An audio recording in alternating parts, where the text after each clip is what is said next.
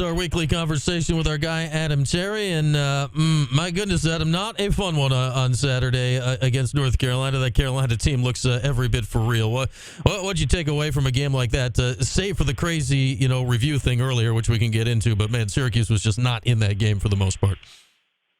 Well, I think there were opportunities for Syracuse to crawl in the game, but they were missed. I think, to win a game in football, especially ACC and Power 5, it's difficult, and you have to be firing on all cylinders, offense, defense, and special teams, in order to get that accomplished. But, what I saw at UNC is they've got a, bona fide top 5 pick in Drake May. Mm-hmm. And, as good as he is, their offensive line was productive in pass protection and the ability to run the football, which opened up everything for UNC during this weekend. So I think, it's not back to the drawing board for Syracuse, but they've got to dial in a couple key ideas and concepts and make sure that everybody's all on the same page. Yeah, and I think obviously, the defense, I don't know if we're prepared to throw it out. We can get to the defense. I mean, that was clearly the worst game the defense has played all season, and really we haven't seen a game like that from their secondary, I don't think, in years, realistically, at this point. But let's start on offense here, Adam, and I think it's become clear to everybody involved and clearly to opposing defenses right now, especially Noah Ronde-Gadsden, and Zay Jones has been out. I think we like LaQuinn Allen, but the threat of Sean Tucker was a little bit different. That, like, everything in defensive game plans right now is focused on number 6. Like, they are focused on Garrett Schrader and keeping him contained. What do you do, I guess, if you're Schrader, if you're Jason Beck, if you're Dino? What do you do to work around that framework right now? Well, when everything's not firing on all cylinders, I mean, there's not much to do. Offensive line, this is probably the game that I thought was least productive, and I still hold those guys in high regard, but it wasn't their best game. And when everybody's dialing in on number 6, you look at the situation in the backfield. LaQuinn Allen has to have a big time game, and that's what my expectation was coming in, is that LaQuinn was going to have a big time game, and that's how Syracuse was going to stay in it. He had to have over 100 yards. But that is not necessarily the case because of missed opportunities, whether that be a drop ball on the outside or a missed block. There are inches and feet, that can really disrupt the game. And for Syracuse, they missed on a couple opportunities. Yeah, and it's just when you miss on those, they're a team right now, I guess, Adam, right? Like, some teams can afford to miss on an opportunity or two throughout the game, right? Like Syracuse, at least offensively, they're not in position to do that right now. They're not in position, and the guys that need to make plays, made some, right? And I was always in this world when I was in the NFL, and our defense was always touting, big-time players make big-time plays in big-time games. And that is what is necessary for a team like Syracuse, which is a good team. I think they're still a solid team, and will hopefully can prove that throughout the rest of the year. But this was the gauntlet, and this was the gauntlet that we somewhat expected. Mm-hmm. You're going in these last 2 games, you go Clemson. Granted, they were unranked, but they're still a solid team. And then you go to UNC, and you see the reality of what Drake May and what that type of quarterback does to a team. And now you're going down to Tallahassee in a hostile environment, and you can't let these 2 losses affect you the way that you just give away a game going down to Tallahassee. Yeah, and it easily could become 3 losses here. Florida State, at least at the moment, they're looking better than any of these other 2 teams. And then the bye week, and then it gets easier, I guess. How tough is this when your 3 hardest games, Adam, are literally all in a row? And you know what was before, and you know what's coming after. How do you not let this tough stretch of the season, I guess, affect, the home stretch when you do still have a chance to do some nice things? Well, it's miserable when you're in it, right? Like, the only way for Syracuse is through, right? You have to go through this scenario of the gauntlet, 3 games in a row, Clemson, UNC, Florida State. Then you get a bye week, right? I think for Syracuse, they're pretty healthy, but that's pretty healthy as in guys are out on the field. That isn't pretty healthy that everybody out on the field is at their best. So that is one thing that you can reflect upon during the bye week and make sure that you're spending a lot of time in the film room, you're spending a lot of time in the training room in order to make sure that whatever that Nick, the ouchies, as Dino would say, are all taken care of. And there's some, guys aren't at 100%. I mean, the only 100% thing about football is you're going to get hurt, right? Like it's a very confrontational and physical game. That is the reality of what it is. So during your bye week, you've got to make sure that you're getting everything taken care of. Now, going down to Tallahassee and putting out a performance, you're going to have to put out the best one that you possibly can in order to keep the morale, not even just necessarily the guys inside the wall, but a crowd in the stands makes a difference inside the Carrier Dome, or the JMA Wireless Dome. Hopefully I don't get a letter about that. The JMA Wireless Dome. And it's a situation of you've just got to keep everybody going, right? There was some bad body language that was corrected. I'll give Dino credit. When they came out of the locker room, that wasn't there. But going into the locker room, there was some bad body language, and that's what you have to fight against. This is when you sit down and you're projecting, what does this look like for us? These are 3 tough games, but these 3 games don't make your season. That's the good thing about Syracuse right now. You can finish 4-3 through this stretch and still have everything in front of you that you're looking forward to. Yeah, I guess that's the hope as Adam Terry's with us, that, if this Saturday goes as I think a lot of us think it's going to, like, don't let it crush the rest of your season. Don't let it happen, and we won't know that now for a few weeks from now. But, Adam, you mentioned Drake May, and my goodness, like, this guy can sling it. He threw for 442. He's sneaky fast, too. He was getting the edge a couple times in the game where you didn't really think it was going to happen. But now that you've seen this guy in person, how good is he? And, put it through your NFL lens. When we start talking about draft down the line, how ready is he to be one of these top picks in the draft this year? Well, I mean, that's a catch-22. It depends on what team he goes to. How ready is he?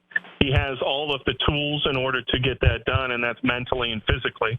Now, you've seen some of these guys get drafted high, and they don't have the supporting cast around them, and it makes it difficult for a few years until they can develop it. For him, it is contingent upon a myriad of factors. You look at Caleb Williams out at USC saying, I don't have to come out this year. I can probably make more money in college than I can my rookie year, so I'm in no hurry. That would catapult him into probably 1. And if he doesn't, where does he fall? Who wants him? I just liken his skill set to physically.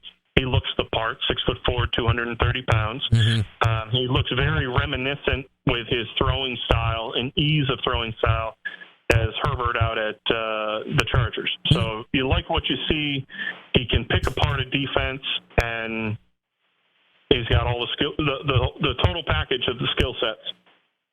All right, my Giants. You never know. Daniel Jones is year 1 of that contract, but that they could be having some thoughts here. So I'm just thinking ahead, Adam, planning ahead. That is a lot of money that they shelled out for Jones to say that's a mistake. Yeah, it's still pretty early in the go. He could use an offensive line first. Anyone could. So I don't know who wants to play behind that offensive line right now. Maybe Adam Terry. Maybe very retired Adam Terry. We can try. I would take a couple plays. I don't think I would make it past week 2 and be on IR. But I would take a couple plays. All right, that's better than what they got going right now, Adam. So we might take a couple plays at you. Maybe you'll block somebody. That'll be useful down there. I know they got Justin Pugh on the practice squad now. We'll see if he gets fired up here in the near future. But Adam Terry is with us. Let's talk a little defense here, Adam. What we've seen, we've talked about, there is depth on defense this year, which had kind of evaporated by this point of the season last year, and it allows you to make changes out of what you want to do, right, as opposed to out of, oh my goodness, we're out of people. We saw Jaden Bellamy, the Notre Dame transfer, the Jersey guy, get his first career start this last week, and talk about deep end of the pool, having to guard against those guys and Drake Mather on it. How'd you feel Jaden did, who really took over kind of second half last week against Clemson, and he's in there now? At first blush, it was a solid performance, but you could see that they were trying to run him off quite a few times. They put Tez Walker over there, and and tested him with speed. Later on, McCollum gets a big deep pass over him, but they obviously something occurred where Jeremiah Wilson had lost favor. I didn't see anything of injury. So in this scenario, it seemed as though Jaden Bellamy supplanted him for this game.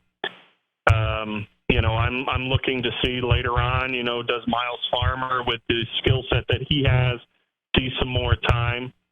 The difficulty about this whole thing was Justin Barron and the club. Like, he's a pretty sure tackler, and I will attribute it to the club that he's wearing and the toughness that he's exuding out there and staying out on the field. But when you got a club on, sometimes it becomes a little bit more difficult to tackle, and there were one or two that normally he would have that just didn't come up with during this game. Yeah, literally, you cannot grab with a hand that has a club on it. Sometimes it's as simple as that. I think we thought we might saw a little more Farmer because of that. I think Barron was still the leading tackler in the game anyway, but that's just, and he was. He had he had a great game. Yeah, still 13 tackles. 13 tackles. Obviously, the one thing you can't do is the holder. You can't hold when you have the club. But Syracuse, unfortunately, didn't need a whole lot of holding in this game, just had the one extra point that they needed to deal with on the kicking side of things. All right, Adam, it stinks because you can't, it's sour grapes, right, when you're complaining about the officials and things that go wrong when you just get creamed. Let's not pretend this was going to change the outcome of the game. But, at the time, momentum, the whole thing, how big is that? The block punt, the review, the not a review. I think Dino on your postgame show gave a pretty good, recollection of everything that went down. What did you make of that whole situation? Well, I heard from a little birdie that they came back and told Syracuse that it was not a first down. So, in a situation like that, I mean, it's a tough go, because it is, what we saw in the booth.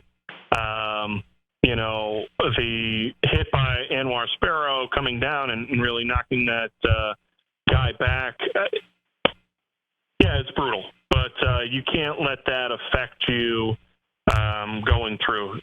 And with that being said, you go 3 and out, you force him to punt, you do everything that you're supposed to do.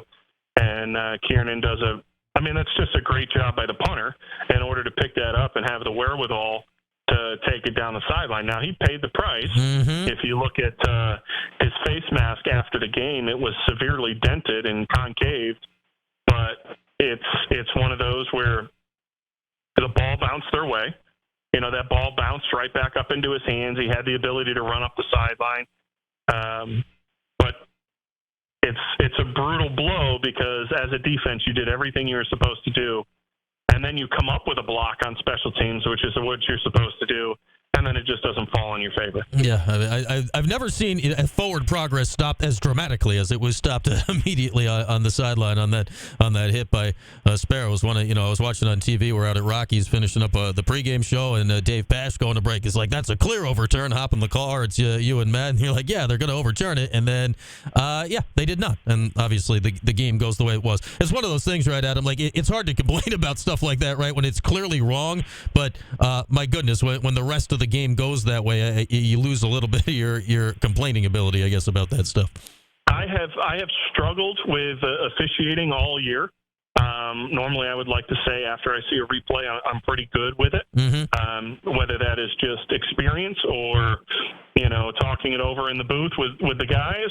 But this year has been a little bit interesting, and when you think you know something and it doesn't go that way, and then later on you kind of look at it and you're like, no, I was right, and it still isn't, put that way. It's a struggle. So you see a lot of things from the booth perspective that maybe you don't see out on the field, but throughout this season, I have come to appreciate. I do have an eye for those are penalties and those are bad decisions. We just haven't really seen the pendulum swing back for us on the officiating side. That was a very pleasant way to explain, I think, what we've seen all this season, Adam. All right, lastly, let me ask you about the Noles. We saw how good North Carolina is this week. How good do you think Florida State is this year? Is this, in your mind, is this a legit national title kind of team this year? Are they legit at that level? Well, the thing that I see the most is they have believers from the alums, right? Guys that have played there, guys that have played at high level, individuals that made their mark as FSU players they're bought in. Right, so Mike Norvell had to do this restructuring, go out, get some portal guys, plug them in. You know, the biggest one right now is a guy in Jared Verse, who we played against with when he was up in Albany. Yep. But that is the thing, is everybody is bought in. So from the outside, there was a perception coming up until right about now that they weren't back yet and that they weren't their contenders. But what I'm experiencing right now is the guys that are like, no, they're for real. We've watched them a few weeks. These guys are for real. If they lose a game, it's because they gave it away. It's not because someone beat them. And you look at Mike Norvell and what he was capable of doing with play calling throughout his tenure and up and through Memphis. He can call it. He can dial it up. But it is a situation where everybody's starting to believe. And when you believe and you think you've got it, that is almost more powerful than really having the better team. But they have both right now, probably a better roster, a better team than Syracuse. But it's also that belief that they are a top five and they can go challenge for a national championship this year. All right, so it's going to be a very, very tough test down in Tallahassee Saturday at noon. All right, Adam, a safe trip later this week down that way. We'll talk again next Monday, my friend, okay? All right.